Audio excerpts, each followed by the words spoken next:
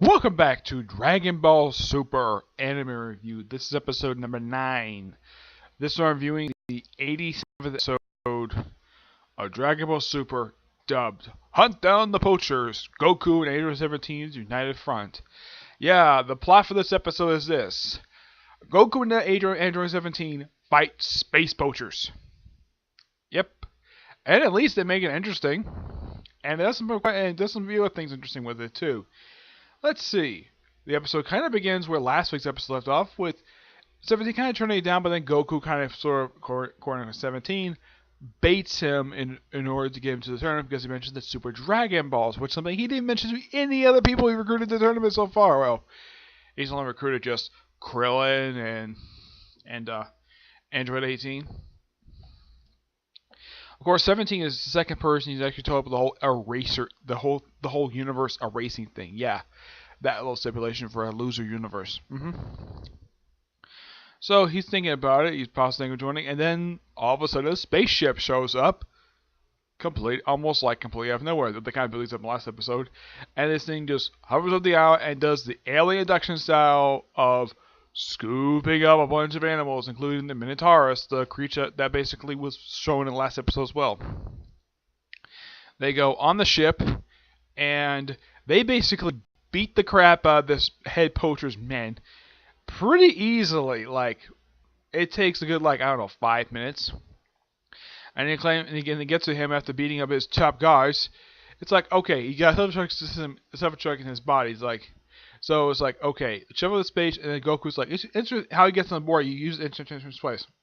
First and again, shift, and second time, transform himself, Edge with 17, and this poacher guy to King Kai's planet.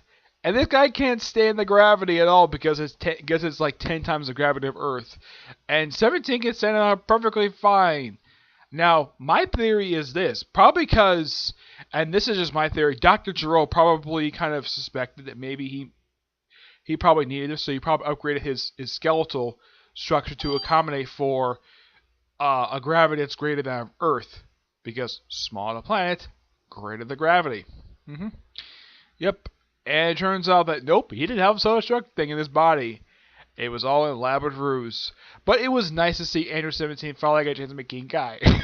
I thought it was so funny when he first met him. It's like, oh, this is Andrew 17. Oh, nice to meet you. I bet who's this guy?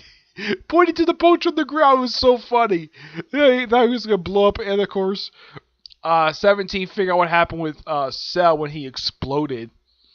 Yeah, he finally figures that out. Like, really? You waited 7 years to figure this out? Dude, why couldn't you just ask Goku what happened? He could have at least told you. I would say not long after he was resurrected, he could have told them that, or at least have one of the other people probably tell him that. But yeah, I thought that was funny. And it turns out what was inside the remote was confetti for a friend's surprise party. That's literally what it was.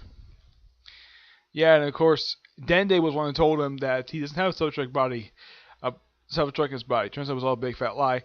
And of course, by the end of the episode, we have him basically, yes, he'll join the team and he'll allow Goten and Trunks to look after the island. Meanwhile, there's this brief little scene of Beerus just napping at Capsule Corp, and he has premonition, though it's proved to be untrue, of possibly Goku dying. Yep.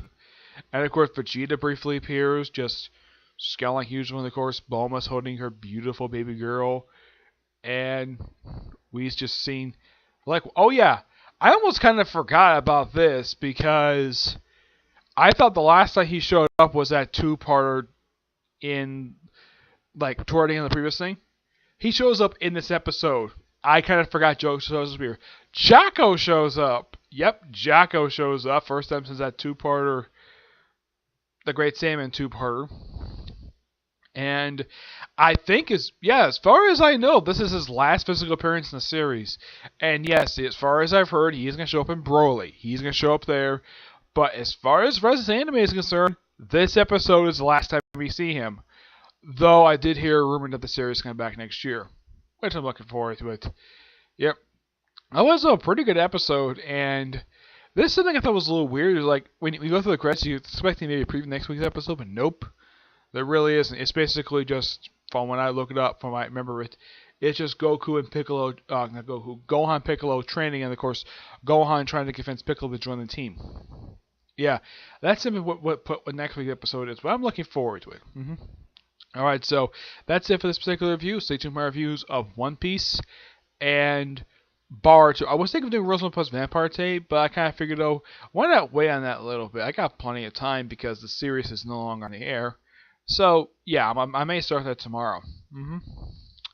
But until you see the next review, bye.